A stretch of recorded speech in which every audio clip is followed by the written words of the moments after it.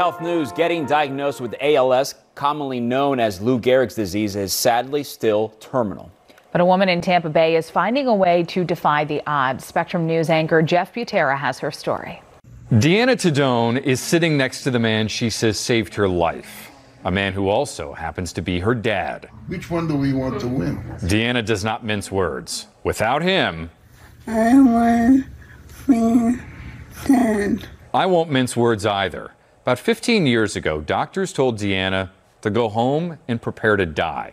She had ALS, a neurodegenerative disease that weakens your muscles and to most in the medical community will ultimately take your life. I told her I wasn't going to accept it.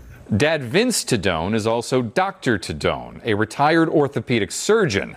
But when Deanna was diagnosed, he threw himself into neurology, trying to find out what caused his daughter's disease. We made a covenant. She would be the test case. I would do the research. I don't think he slept. Maybe an hour here or there. There was non-stop. And he dreamt big. And we could eliminate all these diseases, where now all we do is we treat the symptoms and watch the patient progress to death. Instead, Vince tried to focus on what triggers ALS and what might stunt its progress.